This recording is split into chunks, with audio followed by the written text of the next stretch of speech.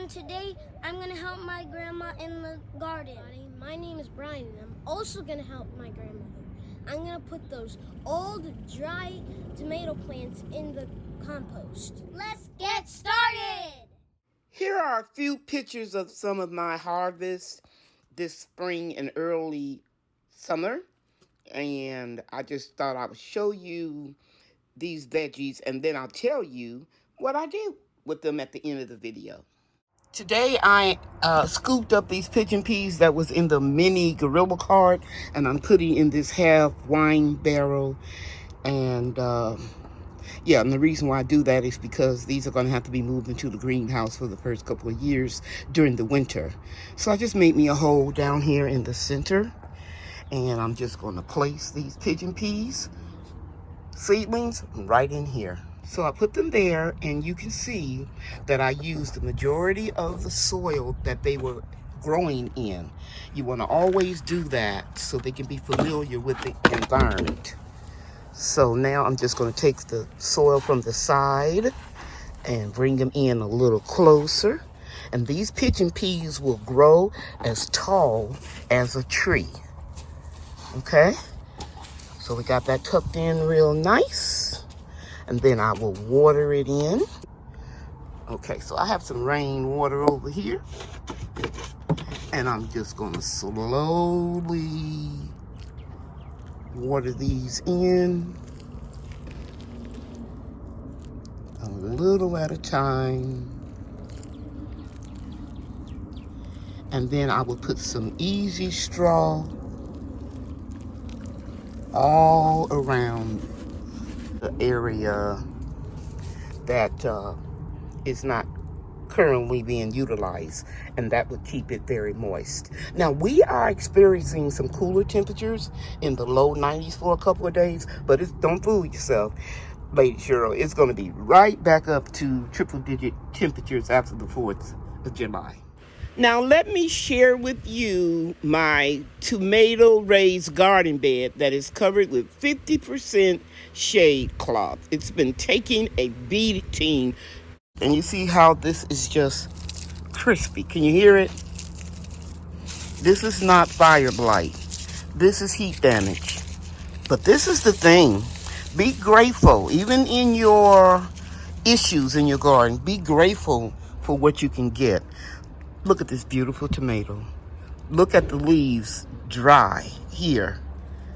But God allowed this tomato to ripen. I'm going to really enjoy this with my lunch.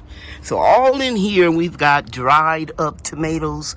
But in the midst of it all, let me see if I can pull this out. There's a tomato. Be grateful for what you can get and just grow more during your next season. So I can grow tomatoes in the fall and in the winter. So yes, these are the same tomatoes as this big one, but because of the heat, they couldn't reach their full potential. But it's okay, because I'm going to have more in the fall and winter, like I said. Be grateful and don't give up. Okay, guys, so it is Wednesday, June 29th, about 9:30 in the morning, and I am harvesting some tomatoes. You can see from those crispy leaves right there that these tomatoes struggled, but they are doing pretty good, and I'm just so grateful. There are more on the vine. Isn't the comfy plant beautiful? I'm going to show you. There are a lot of more on the vine that are green. I'll just go ahead on and harvest them, and then pull up these plants, and then rest my bed for my fall garden. I'm harvesting tomatoes, guys.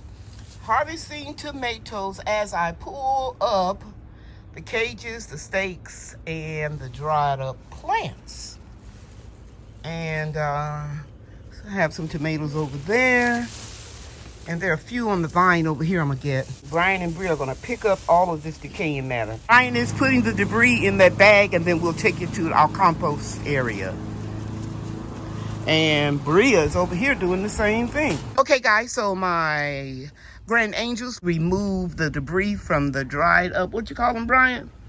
dried up, old, musty, crusty, dusty tomatoes. Musty, crusty, dusty tomatoes. Okay. I don't know about all that. Plants. Yes. But what we're going to do is we're going to take the easy straw and we're going to cover up any bare spots. Because we're resting this bed until the fall, but we don't want weeds to grow up in here. So we want to maintain the bed and keep a good moisture balance because there are a lot of earthworms in the soil. So go ahead, and any place where you see soil, you are going to spread the easy straw. Go ahead, very quickly, Brian. Good job, Rhea. Yeah, just sprinkle it. And I'm going to water it. And then it will stay in place. I'm good at sprinkling too. I'm better. You're not better, Brian. Why everything a competition? I don't know, Brian made you have stuff space over make here. A competition. Mm-hmm. And you're not competitive, huh? But you getting the last of the straw. No, I am. Put it over here. I am. Put it over here, Bria. Put it over here. You got the last, Brian? Yeah. No, he didn't. Okay. Yes, I did. That's not even that barely much.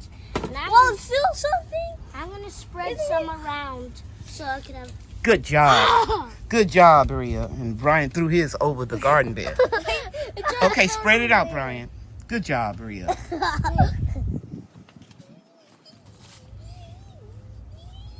Okay, guys, we're moving on to something else. If you've ever wondered what I do with all of my patty pan squash, this is what I do.